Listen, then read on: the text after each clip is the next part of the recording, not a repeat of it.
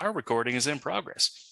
Hey, everybody, I'd like to welcome you to the 3.5 Book Club, the show where we talk about 3.5 and its influence on current gaming. My name is Cliff, and today with me, I've got my co-hosts, Justin, Steve, he's there, and Nason. Hey! All right, what's going on? What's going on, fellows? But I am here. There he is. There's Steve. Hey, he lives. He breathes. Gaming, training, doing all the work routines. You know, same old, same old. 100%. This is the inaugural episode of the D&D 3.5 Book Club. So I wanted to just kind of go over what this podcast is. I really enjoyed D&D 3.5. I started with it. Well, I didn't necessarily start with 3.5, but it was the first game that I DM'd in 3rd edition. And there's a lot of really fantastic stuff in 3rd edition and 3.5. And a lot of what we have, today has roots in 3rd and 3.5. So really, I just wanted to kind of document a lot of this stuff, get into these, more niche supplements and, talk about how great and how terrible this system can be at the same time. And hopefully that's... Sorry, I'm poisoned by nostalgia, so I only see that. Yeah, absolutely. Yes, and just kind of, talk about that because I don't really see a whole lot of other people doing it. Yeah. So today, once we actually get into the meat and potatoes of the show, we are going to be talking about the 3.5 Player's Handbook, which I thought was a pretty good place to start. And just to kind of get started and give you a little bit of background information on that book.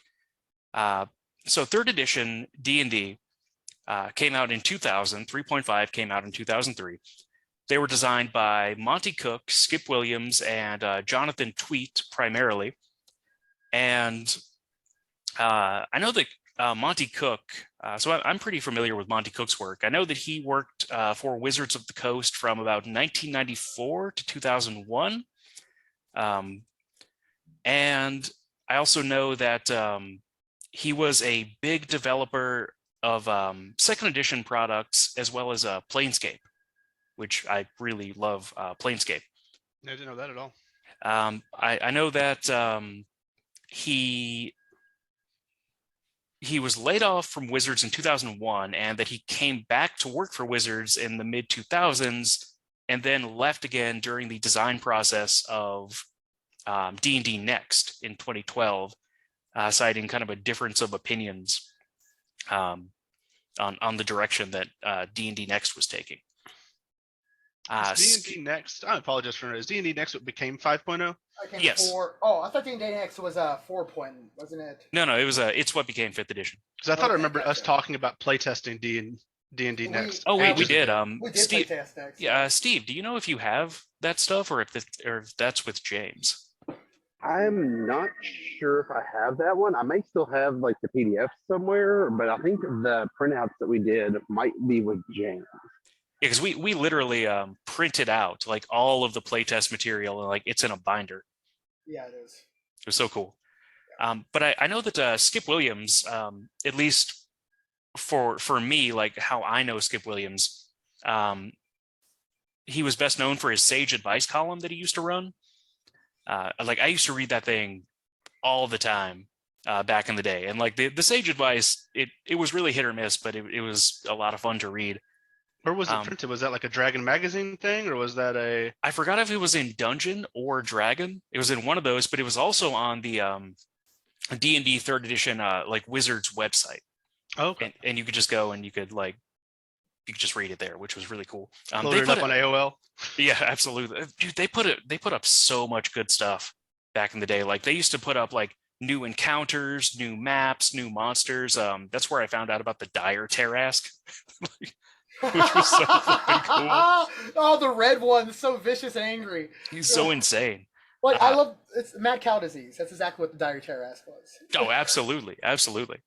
And I know that he wrote Skip Williams. He wrote a lot of non-core D&D stuff. I know that he wrote Races of the Wild and the Forgotten Realms campaign setting, which are both great.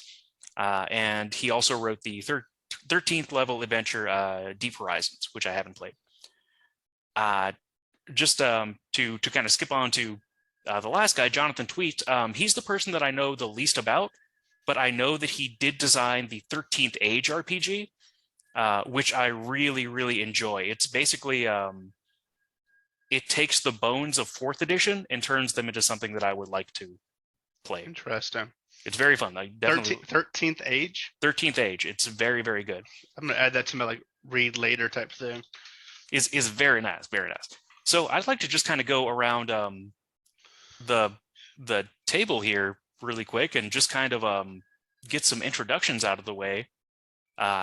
So Justin, I think if it's cool, we'll start with you. Okay, yeah. So who are you? How did you get started in role-playing games? And how does your experience with role-playing games tie into 3.5? Okay, so I started playing role-playing games with, I was young enough to where I'm not even sure at this very point if it was 3.0 or 3.5. I know my first book that I owned myself was 3.5, but so I have a very young dad, and I have a godfather who's kind of like, best friend of the old man type of thing. So growing up, I grew up with them almost together a lot of the time. Like it was kind of a boys club, super nerdy stuff, Star Wars and crap like that, and D&D, and they got me into D&D. So here I am being like 10 years old, and my very first experiences were playing D&D and doing stupid stuff because I didn't know better. Like, oh, the ground starts moving, I hit it with my axe. Why would you hit it with your axe? I don't know, but I was 10. So I would do stupid stuff like that and roll a new character every time because I would always die. But so that was kind of my introduction. But man, that grew into, like, I'm just gonna say that 3.5 was literally just like my gateway drug. Like it was the very first D&D book I had. Like just recently preparing for this and having this damn book like reminded me so much of being in middle school or being a freshman in high school and sliding this book into my backpack with a binder with graph paper in it and composition notebooks with monster ideas. And it's like growing up as a nerd, like I love Star Wars, I loved Lord of the Rings, but those are somebody else's world. And so is Faerun and like, Greyhawk or whatever setting you're playing, but there's something inviting about it. So it wasn't just their world, it was their world, but it was my world to play in, to build, to create, to add to. So it was my first real experience with being able to take something that I was familiar with, like being a high fantasy fan with, like growing up with the Wheel of Time and growing up with Lord of the Rings, and then all of a sudden D&D exists, and I'm like, I understand all of this, but it's mine. And just being able to create with it just set me on, like recently I've been in the zone to where like, I have this book, I'm re-listening to like the R.A. Salvatore novels and stuff like that. And that's exactly what my life was as a 12-year-old, as an 11-year-old, was reading this book every night, the way almost like you do when you read, like you buy a new video game and you're reading the strategy guide and the instruction manual for some reason. That was my life with this stupid book. I would read it every day. I'd bring it to school. I'd read it before classes. And then when I got home, I'd read the Forgotten Realms novel. So like Elminster, Drizzt, Catterley, they were all my best fucking friends at the time. You know what I mean? That's who I, those are the type of characters I wanted to compete with and like make as memorable and as awesome as those. And yeah, that's kind of just 3.5 is the only reason I'm even interested in fantasy stuff the level I am, honestly. That's flipping fantastic, man. I think we have a lot of overlap there as well. But that's amazing, and I'm really excited to kind of dive into that stuff because I love that. I resonate a lot with a lot of that. Nason, what about you? Like, how did you get started in role playing games, and how does that kind of tie into 3.5?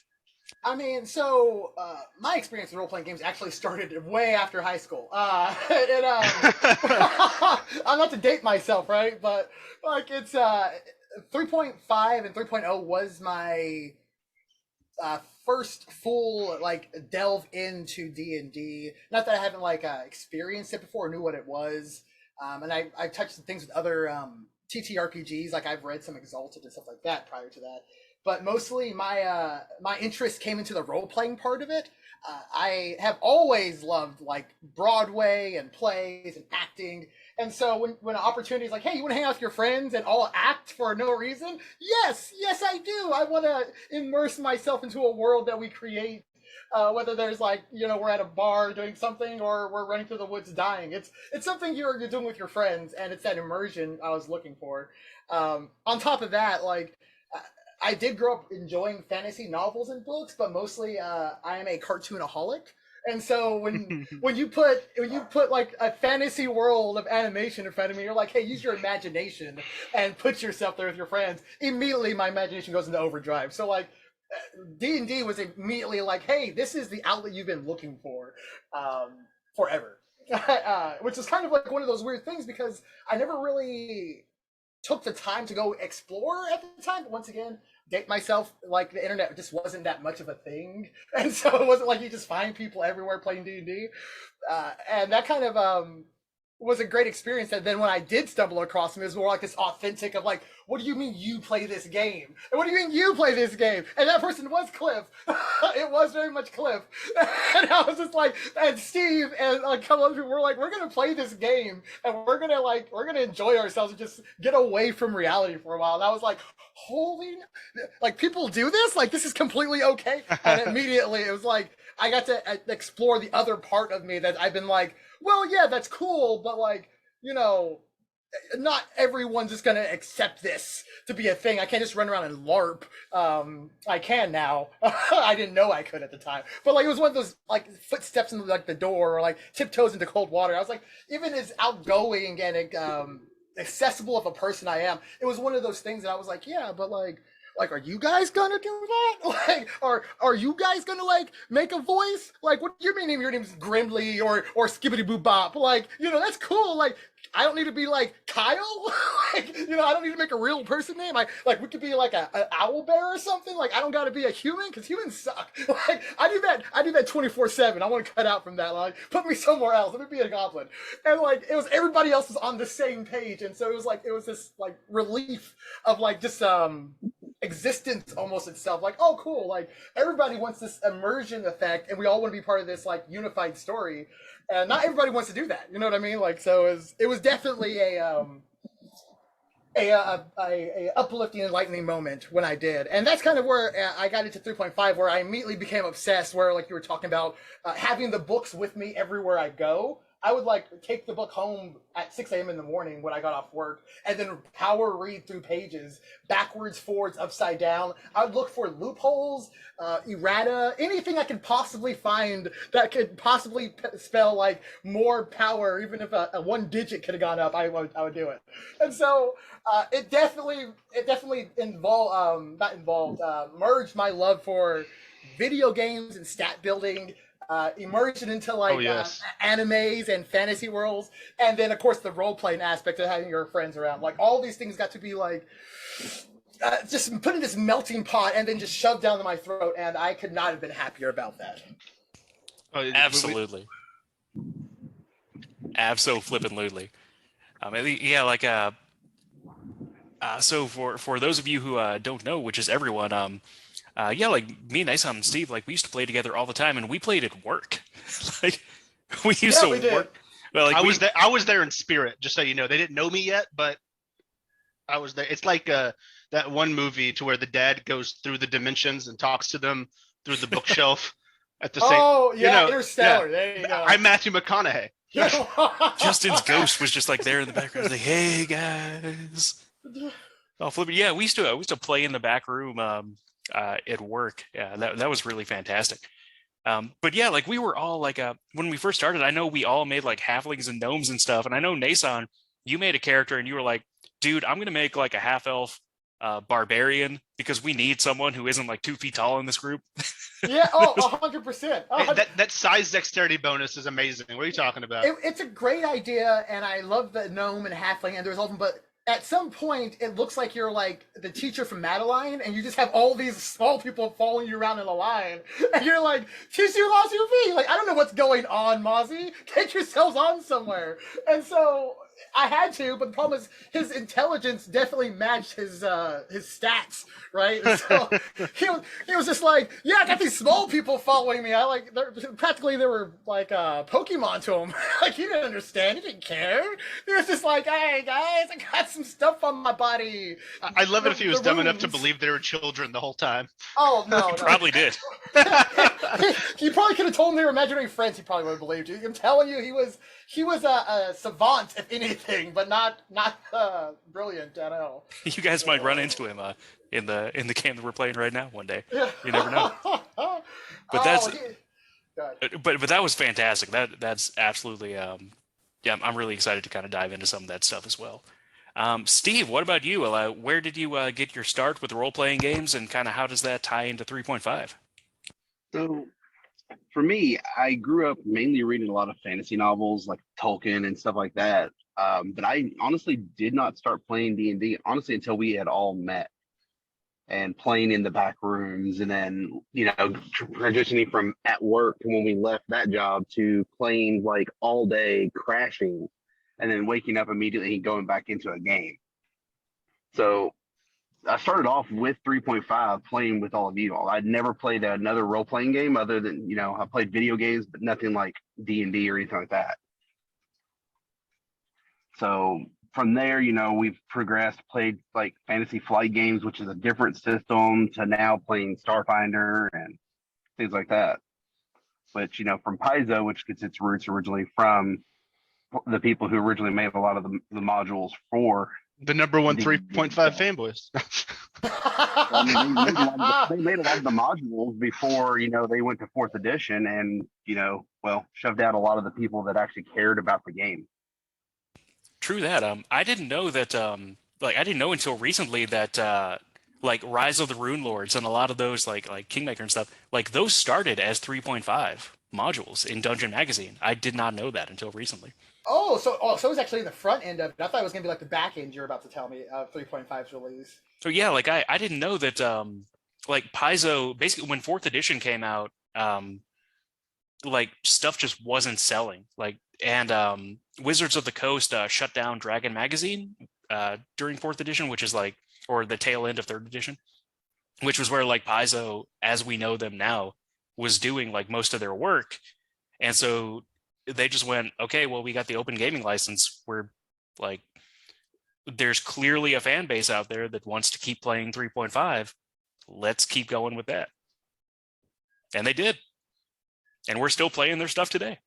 I mean, because that's the thing about it, is like when you put in the effort and you're logical about it, you put in the forethought, you do have something that stands with the time, and that's kind of what's going on here. Is 3.5, it's still good. There's so much rules, and not just rules. What am I looking for? Modular information to it. It just doesn't end. It really doesn't. Like, it's good. Mechanics on top of mechanics on top of mechanics. Well, I mean, and it's not even just they're easy, simple mechanics, right? They're not things that are convoluted or like flooded down. I'm not saying that there aren't some in there. We know how grapple works. I'm not saying we understand we get grapple, but like it just has so much additional information that's available for it, and it's almost unfathomable to think that, like, I get that there's like this handbook and there's these other handbooks, but there's like race handbooks and top of race handbooks, and some of those are like just the breakdowns of like 2 to 3 races, and that's like, you're talking about like civilizations, like their day-to-day manners, their names they could have for 6 generations. Like, who puts in that much effort unless you really care about making a game that people want to play and that you want to enjoy, right? And that's kind of one of the great parts that they did. At least from my point of view, from 3.5, 3.0 and 3.5. Absolutely. I 100% agree. And I actually have something from the book that I want to state here. Like, for me, I started in 2nd edition D&D, and 2nd edition D&D, very, very, I'm the biggest grognard of the group.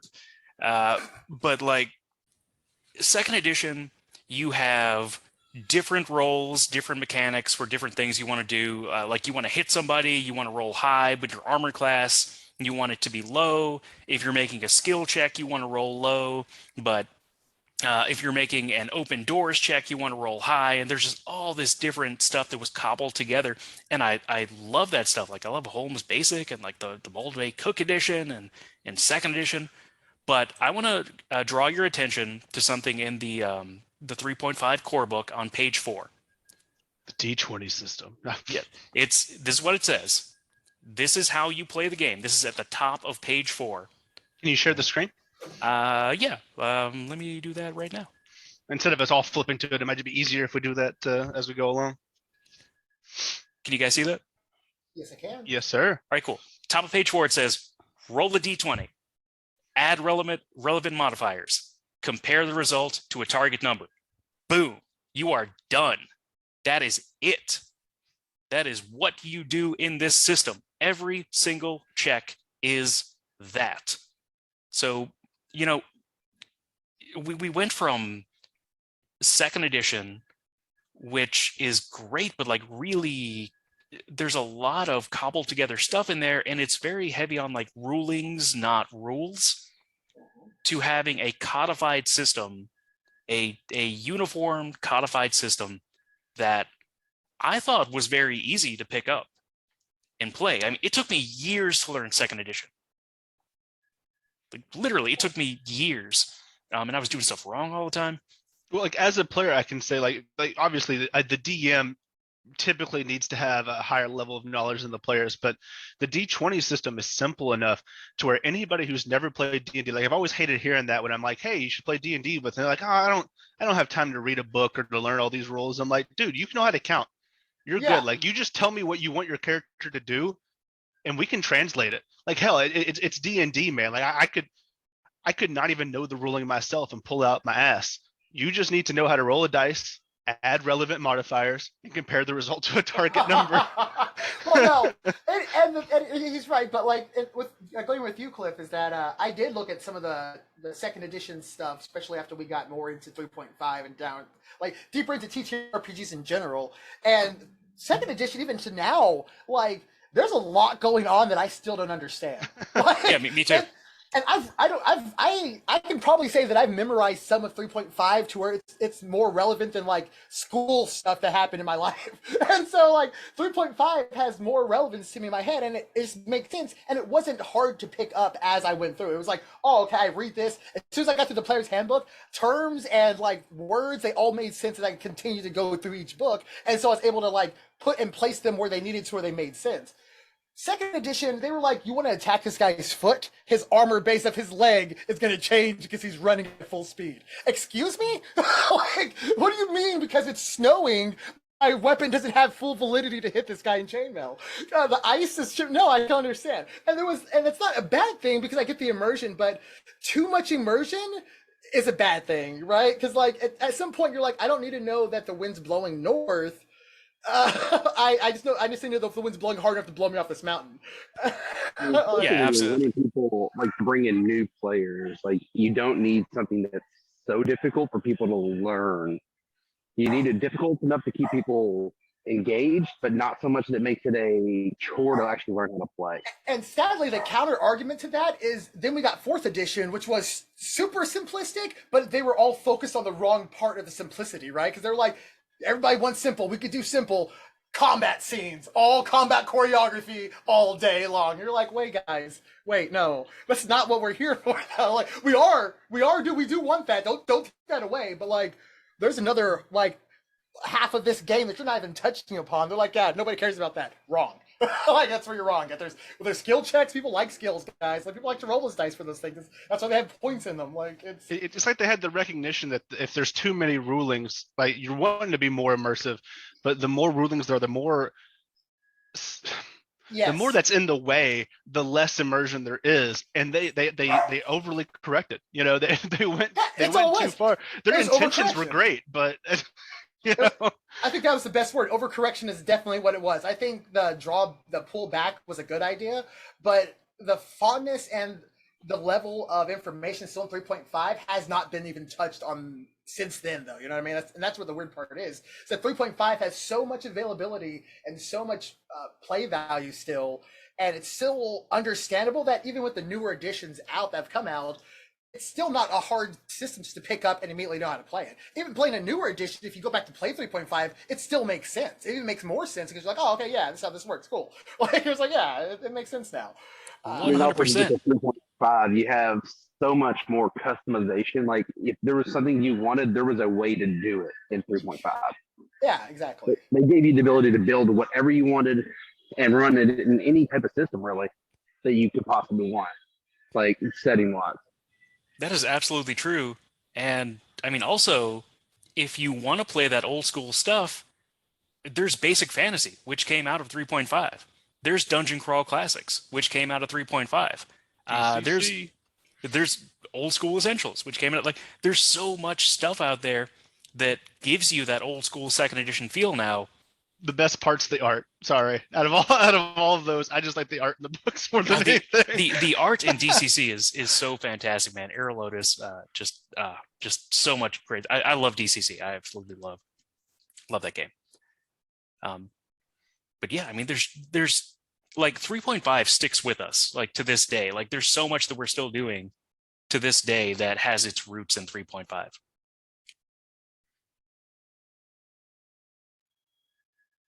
%.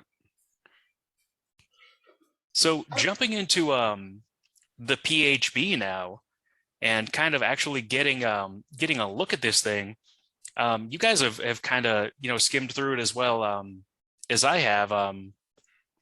Now I'm working with a PDF today. What edition of the PHB are you guys working with?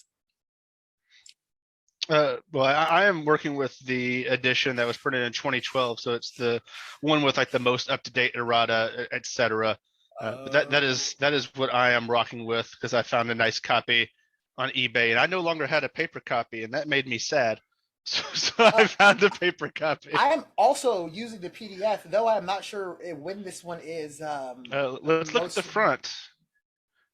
There should be a scan of the I first am page. also using the 2012 edition of the 3.5 handbook normally as well right now. I usually prefer to have a print copy, but again, like This is the first printing, by the way. Sorry, the PDF we're using is the first printing.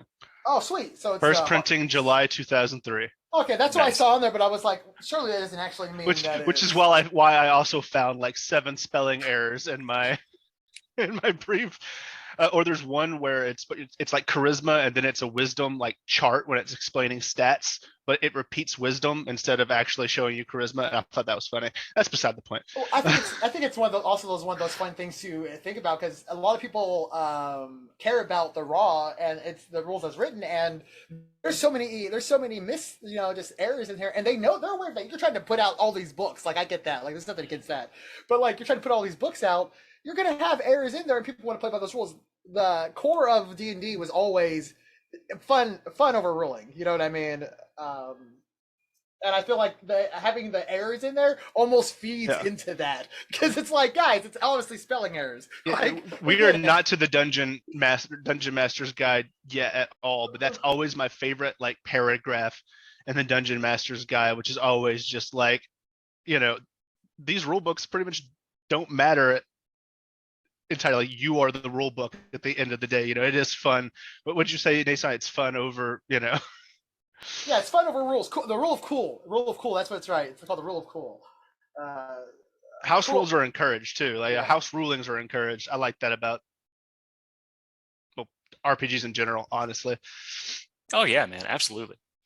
There's like 3rd edition is kind of a weird system because like I've never in any other system been as concerned with like building monsters and encounters, quote unquote, by the rules. Like I remember back when we used to play all the time, like if I made a unique enemy, I would build them from the ground up, quote unquote, legally.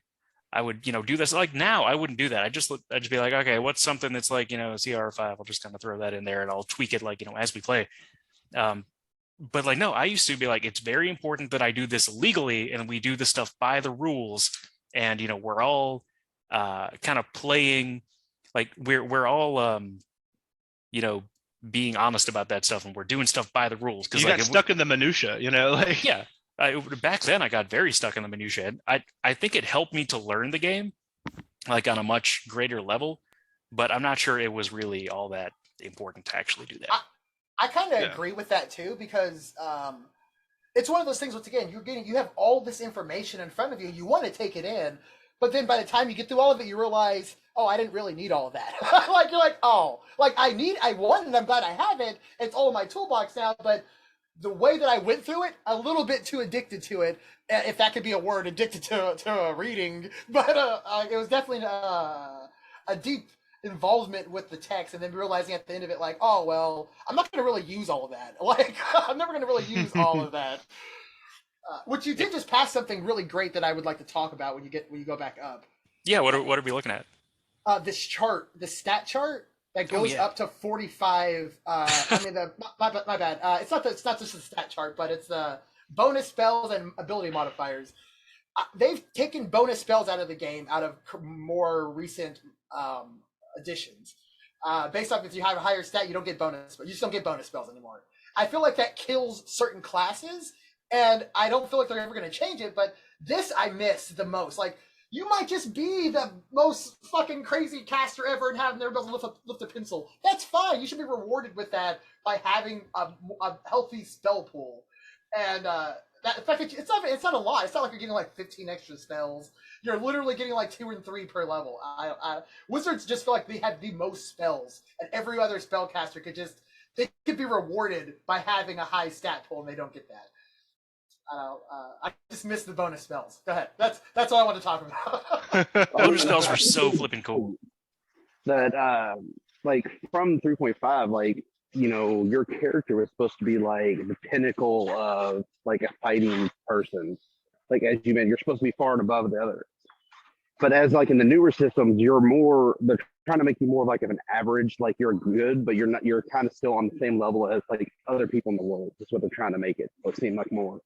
Well, I read this statement where they said that like effectively from like 1 to 7 should be your heroes establishing themselves like in a small city, like in a farmland, and then like 8 to like 10 or 12 should be more like you guys are starting to become renowned and maybe the countryside knows you, and then from like 12 to 15 you're like, yeah, we saved this kingdom and people know us, but like from 16 up you guys should be like, yeah, we can save the planet. Like, we've saved reality. Like, our power levels are getting to the point where, like, I've changed this comet's direction off the like from hitting the Earth.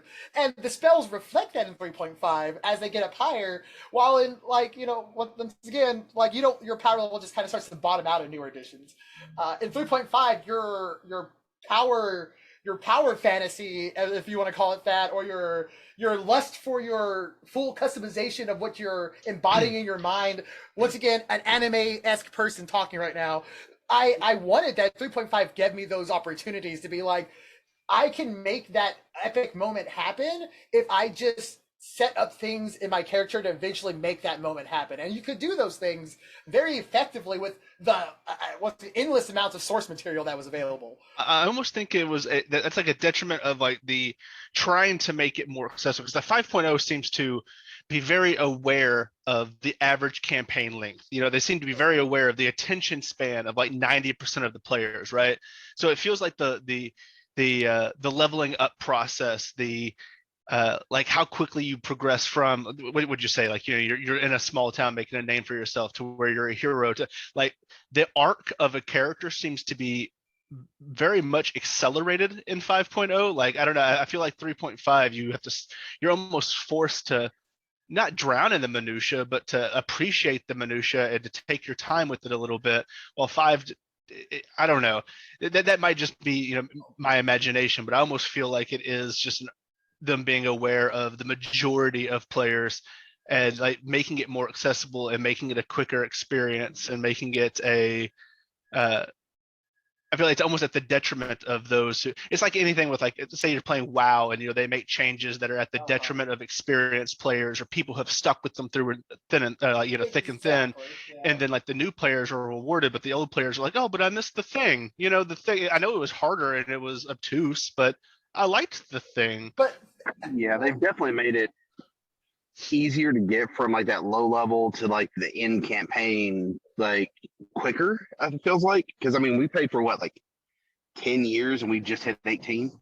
But that's Yeah, a lot of breaks into it. Yeah, but that's a lot We of did breaks take into breaks, it. but I mean we also played a lot more. Like, think about it, we took breaks, but compared to like if you would have taken some of those sessions where we played for like an entire day pretty much and we broke that had out into normal sessions. when I was in college, you guys would come down there and we would literally spend all weekend playing D&D, literally all weekend. We would get those huge pizzas from Snappy Tomato Pizza in my college town that were like too big to fit through the door, so you had to like turn them on the side. And we would just get pizza and just play D&D all weekend. Yeah, all 2 days and 500 experience points, right? Well, that's the great part about it, though, is that 3.5, like you were talking about, like, the average campaign length being to level 15, but 3.5 made you feel powerful enough in certain ways that, like, you weren't like, oh, well, I didn't get a level, it's cool. Like, we've been playing for 6 months, it's cool, we didn't get a level, but, like, at the same time, like, I would be like, I have this sword, and I've killed, like, a Merilith. Like, you guys don't understand. Like, that's cool and all, I didn't get a level, but I just picked up this random piece of armor, and now I feel like I gained 15 levels, because, it just works with the build that I built in my mind. And the best way I can describe it is, like, you're very much right, though, that they were more sound about it, but at the same time, they're doing exactly what World of Warcraft is doing, which is they're backtracking to, hey, people want more options, and where the new editions are like, well, here's a book that has nothing but 16 subclasses in it, and you're like, oh, well, why would you do that? And you're just bogging the game down. They're like, well, people want those things, and people want their campaigns to go past 15, even if 20 is not the actual like goal. People are starting to realize that like 15 isn't enough either. Like 15's like good for the average player, but most people realize that like an average player isn't really what you want, because like you want everybody wants that conclusion to their story. Yeah. And by the time you get to 15, you're getting certain abilities in like 5th edition and new editions that like, or you're getting to that point where you're like, yeah, like I'm on top of this fucking castle. Like I'm about to I think it takes level 16 in 5th edition before you can cast Earthquake. Earthquake is insane, right? It's an insane spell for 5th edition, but it's like level 16. In third 3.5, there's things in it already that's kind of Earthquake viable levels that you're like, oh, cool. Like that's great. But there's balance to it also. It's not like, oh, well, this is just uncontrollable magic going everywhere. Yeah. There's a healthy balance to it. I feel like the newer editions wanted to strip. This sounds super biased. They wanted to strip casters of all the power they get at level 10. No, that's absolutely true. Because the level, the way like 3.5, you can tell levels 1 to 10. It's a melee heavy game. If you're using kinetic damage, you're shooting arrows, a gun, punching stuff, you're going to be well better off than anyone who's trying to use a spell or a wand. If you hit 10, you start the game. You get to start the game as everybody else finally as a caster. You're not a tissue in the wind. And so then the next 10 levels, you get to live the power of fantasy that the last 10 levels you didn't get to. But it doesn't mean that the melees don't get that power of fantasy also, because from 10 to 20 they just start to keep creeping a little bit at a time that they already were creeping, while the casters just like leap and bounds, catch up and go past them. 5th edition stopped that right at the start. Yeah. Absolutely. In 3.5, you might start off as a slingshot made of hay, but eventually you become a glass cannon. Granted, you're still fragile compared to but you have the cannon part. Yeah, you have the cannon. That was one of the better parts about it. I from my own point of view, because I feel like you're getting to a juicy part of it. Like if we're like, hey, the game isn't gonna be really based on level, but to be based on the time limit, and we have 3 months to play this game every weekend. If you're like, we can start at level 1 and play every weekend for 3 months and see where we get to, whether that's level 10 or 15, or we can start at level 10 and play to see where that goes to. I'm going to say let's start level 10, 100% of the time, because I want that. I want to start powerful. I want to start doing spells and casting abilities and doing crazy stuff as soon as possible. 1 to 10 is to like for that immersion level. And so when you get that weirdness of like, what are you taking away from the game and adding, you're just losing out when you don't have all that information that 3.5 already has out, because they're slowly now adding it back in because they realize like people wanted that. Like you wouldn't have printed it if people didn't want it. It wouldn't have sold originally.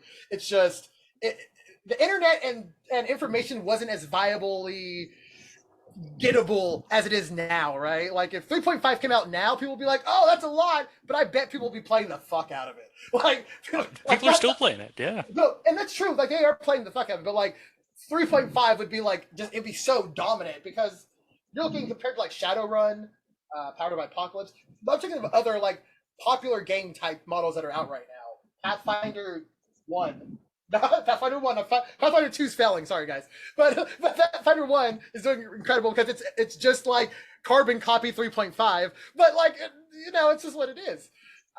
I feel like there's a place where we're going to get like 2 years from now, we're just going to have 3.5 5th edition. That's what we're going to end up with, right? Like, Luminarians is the code, right? When we see Luminarians again, we call them out on it. You were talking earlier about like where you mentioned 5th edition and like coming up, but I mean 6 is already, six is coming. 6 has been announced. Six is a thing. But like if you think about the fact that like D&D 5th edition, it's going to be a couple years, but like D&D 5th edition still has a couple years of content. But when you compare the life cycle of 5th edition versus 3.5, like it doesn't compare. Like the amount of content that 3.5 has, not even including adventures, just 2 books a month. Just source books 2 alone. books a month. Well, and I agree 5th edition has Volo's Guide to Monsters. It has Xanathar's Guide to Everything. It has Tasha's, 3 core books. It has Tasha's Guide to Every. Is there Tasha's Cauldron? Tasha's Cauldron, and I think another one released. So they have like 7 core books, and that's it. And it's there might be one more before it, has its like, swan song in 2 years or whatever. Well, and that's a weird part about it is that like announcing 6th edition is insane when you haven't fully developed all of what 5th edition could be, and third, everybody's and playing 5e now. Yeah, and 3.5 and third and 3.5 are like prime examples of what they could be. Like if you continue to put the effort in, continue to make sources, you're going to get a great game like 3.5 is.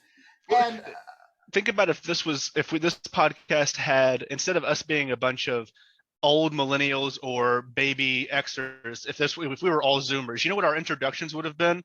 It would have been like, I watched season 1 of Stranger Things, and I started playing 5th edition. Well, the thing about that is D&D club in my high school. Like, even I feel like there's a level of that they would even understand, because for them to announce 6th edition to be coming out soon and cutting 5th edition short, they also announced that this fall they're releasing Starjammer or Spelljammer, which why would you release a whole plethora of information and world design and then be like, also we're going to cut ourselves short? What could you possibly be releasing in 6th edition that's an improvement on 5th edition you can't just release in errata?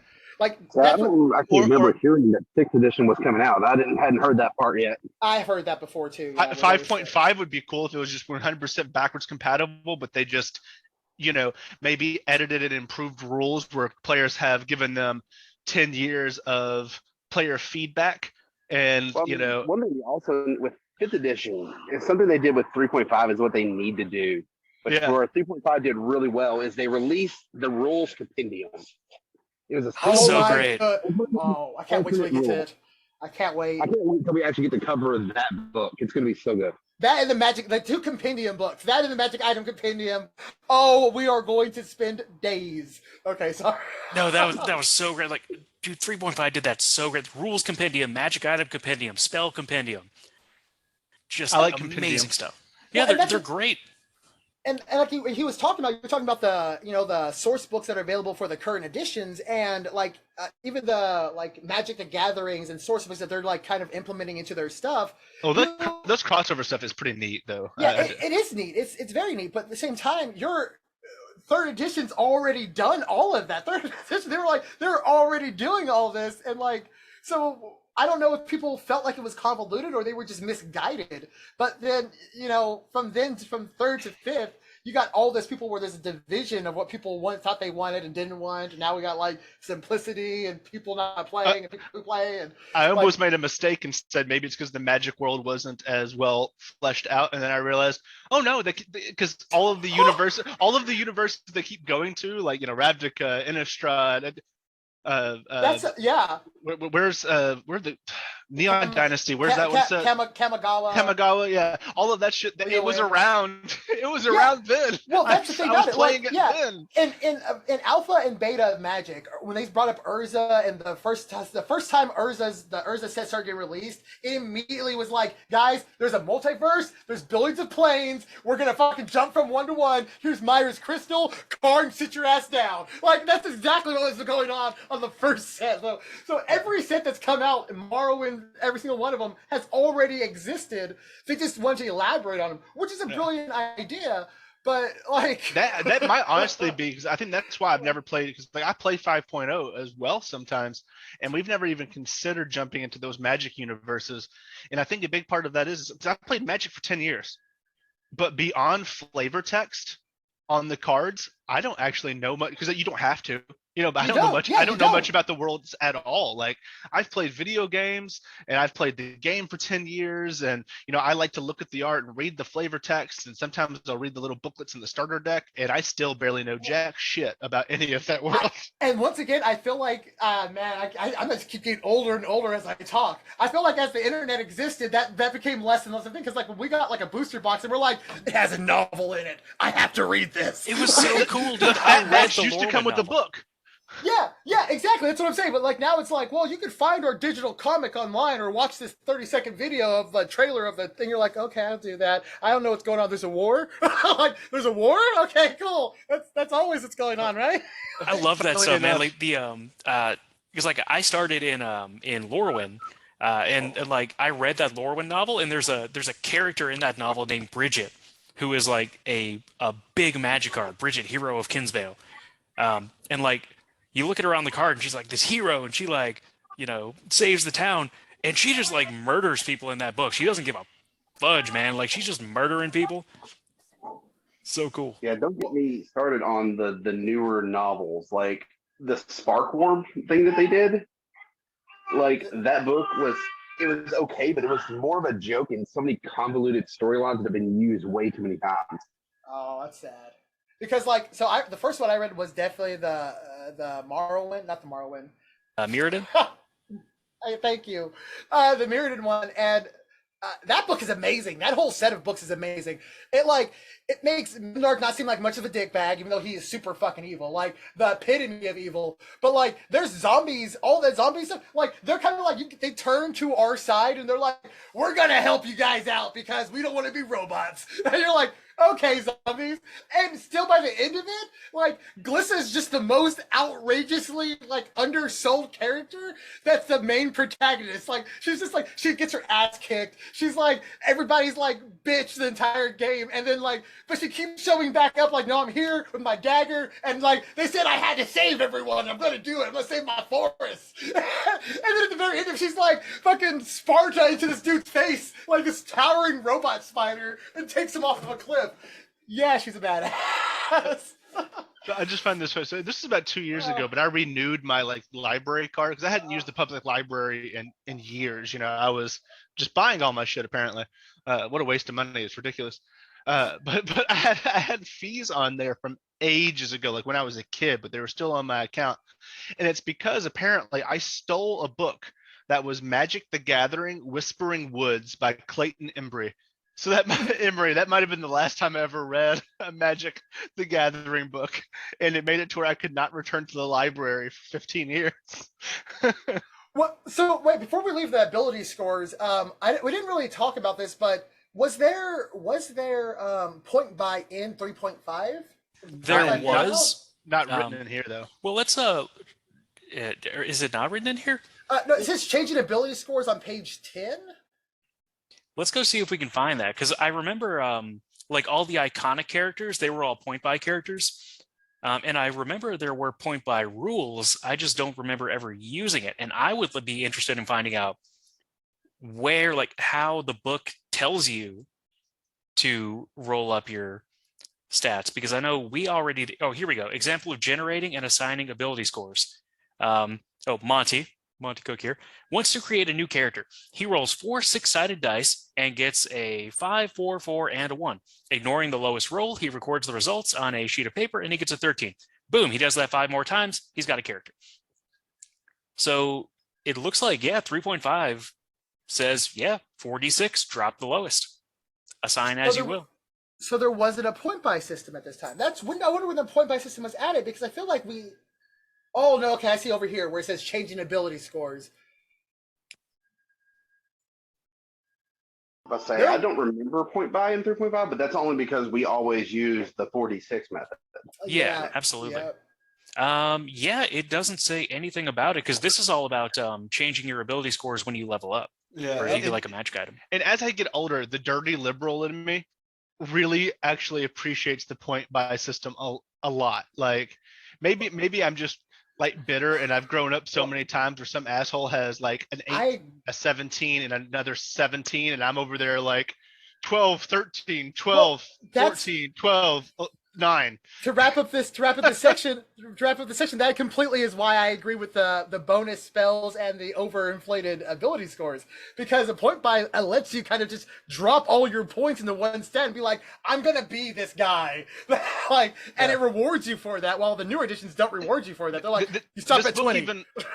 This book even like encourages you to use your stats in your character creation, like to like bring that into your character, whether that be like, oh, I have a low charisma, but I have a high intelligence, which means I'm a bit of a know-it-all. I mansplain everything, you know, like I love that aspect of like the point buy too. I'm a big fan of the point buy, as long as you're like doing the point buy, like if you're thinking about how that determines what your character is like. I feel in my mind that's just a big part of it as you're doing the point buy, is like not only are you picking your min max saying like this is how I'm going to fight and like go through the world, but you're also freely customizing your character, as opposed to just trying to fit things in. You know, when you roll dice, you're just trying to fit all those numbers where you think they might fit the best. But when you're doing a point buy, I feel like you truly have the freedom to customize it. Like you have restraints. Restraints are for the bedroom. Constraints. And I think that like really, I don't know, to me, I think that really lets like your creativity come through during even these early stages of character creation, and I absolutely love that. I absolutely agree with you, like on that note.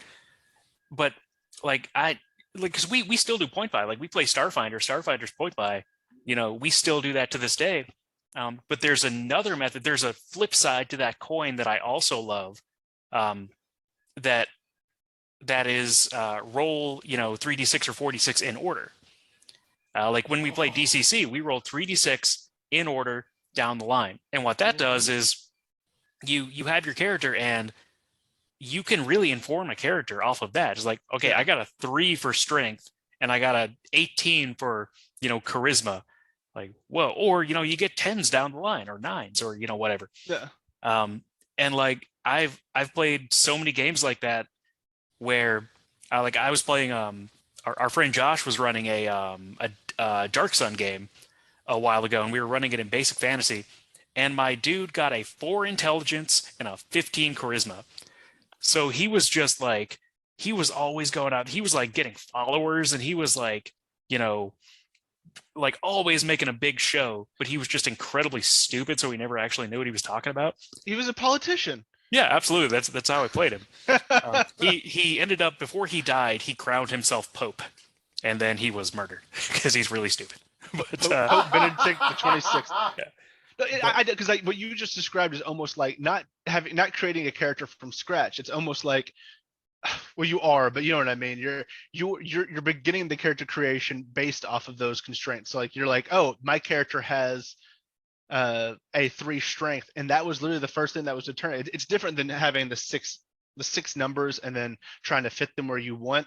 It's almost like you hit the random button when you're playing Neverwinter Nights, and you're like, fuck it, I guess I am a buff black wood elf that is actually a sorcerer, but I have an 8 intelligence. But you know, obviously, you wouldn't actually be a sorcerer if you had an 8 or 8 charisma, is what I meant to say. But I don't know. I do dig that idea quite a bit. But I think for me, I would like that more for like not a one shot, but short campaigns. Where like my longer campaigns, I would want more of the Yeah, the I fully love both customized- ideas. True. That's all I'm saying. No, I completely. That's what I was about to say. Is I agree with both ideas because, like, having the point buy system, I definitely feel feeds into once again that long term storytelling. I want to live this character out for a long time instead of the let's get down, let's blow some characters up. Those are the type of characters that I go to bed trying to figure out what I want his backstory to be, and I fucking dream about the guy. You know what I mean? Like exactly. all of a sudden, my dreams and But the woods that are to the east of Luskin or something like that. Like I'm there. At the same time, when you get the ones that are like, here's your stats in order going down, it's not that you don't get to put as much like thought into a character's backstory with it. It's just that you get to put into like a demolition course of making a character, and they're being like, this person is doomed. Like it's not like that. It's like whether you can see by their stats immediately like this person's doomed. In DCC, you're like, they just don't have the constitution to live. They may have all the intelligence, but their will to live is just not there, guys. Creating a character like that is almost like improv versus actually writing and I feel like a story. Those games I feel like have so much more staying power in the long term of your memory of being like, guys, remember that time we all fucking died when that tower fell on us? When it's like those long term games, it's like, man, that game was fucking epic. I can't believe we spent 10 years on it. And you're like, like all the parts of it are important. And so you can't really pick out like this one epic part because all of it was this valid story that just fed together so well. And that's where the point buy system works and that character thought and stuff. But when, just throwing characters at a wall, it never gets any better than DCC. I'm telling you, that stuff is fun. Like, I rolled stats. I'm glad they're bad. I'm looking for the first monster who I can drop kick. Yeah, one is the characters and the stories are what you remember for the rest of your life, and the other are the sessions that you remember for the rest of your life. Yes. Because like when you have a 10-year thing, you're not remembering any specific sessions. You're just thinking about the big picture. Be like, oh man, I loved this character. He did this, and Cliff created a really cool villain here, and I liked how this wrapped up. And the other one's like, remember that one day, that one night where we're all like on a sugar rush of Mountain Dew and hot Cheetos. Don't drink KT while you're DMing. I was going to say, once again, you might as well just date us. So we were drinking liquor. And and that's what I'm saying. Like, completely agree, completely. That's what it is. It's just it's two different forms of staying power in your mind, and it's session over story. Exactly. It's not over story, but session via or story, not over one or the other. They're both great equally. 100%. And to move along, and I want to say one more thing, and then we'll kind of start wrapping up this episode. But one thing that I do specifically remember about the point buy system in 3.5. Did you guys ever play Neverwinter Nights? Fuck yes, I did. Yes, I did. Do you guys? I've cured that plague so many times. Did you guys ever try to roll a paladin in Neverwinter Nights? Yes, because the undead are the first things you deal with. It was, but it was also very difficult to do because with the point buy, you only had so many points, and paladins need strength, they need dex, they need constitution, they need wisdom, they need charisma. And it was just really, really difficult to actually, whereas like in second edition, paladins had to have like 17 charisma and you had to roll that naturally. Yeah. But if you rolled a paladin, you were like, dude, I rolled a paladin. It's like, oh my God, I rolled a paladin. So, I really like the point buy and I really like playing with it now, but like back then, 3d6 or 3d4 dropped the lowest. That was how we rolled. That's how we rolled. Literally. I love it. Yeah, so, I just played Neverwinter Nights and my character sucked, so then I just turned on God mode. Okay, and Steve, you had something you were going to say? I was just going to say one thing on the point buy system. It's a great way to bring in, especially for like newer players, because then they're not going to feel as confused and left out because everyone kind of starts on that same balance of power with their stats. So it's a great way for new players, honestly, coming in. I do agree with that. Yeah, because like if new players coming into a situation, if they have a stat that's like, if they especially are 2 or 3 stats, God forbid, they have like that are below 10, they are immediately not going to want to play D&D ever again. They're going to be like, why would I want to play this? They roll a couple low stats and they build their character and they get into the game and they don't really understand what the stats do exactly, and they may put stats in something that they may have like not really wanted to use compared to putting a low stat in something that they that they really want to use as they get to learn to play. Where if you're more balanced, it gives you a chance to recover as you level. It does. I think that's accurate. I think that's definitely accurate. So moving into kind of the wrap up here, is there anything that, so we got through the stats portion of the book today, and like there's still a lot to talk about there, but I think next time we'll start to like kind of go into the races and start to kind of talk about that. But like, is there anything that you guys think we didn't really touch on today that you'd really like to throw out there before we wrap up? No, I think all the other information I want to bring up about ability scores and like bonus spell slots, I think I'll bring that up when we get to those sections. But I do, once again, I want to accommodate the fact that having a stat screen that goes past 20 and even up to the 30s, it will make your level of the play, like it gives you a goal. And that goal is where you go down and it says Terras on 35 Constitution. And you're like, how can I wrestle an Earth Elemental? That's it. That's all I had. That's it. That's my... It's so great. I love that so much. Like on page 9, like it just says the Terrask, 35 Constitution, plus 12. Bam. Yeah, if you don't have a goal in D&D, that is your goal. Like it's nobody cares about gods, nobody cares about deities or nobody cares about any of that. You want a the in front of your name, and the following needs to be Terras. That's it. If you want to be equal to that, and that's all you care about.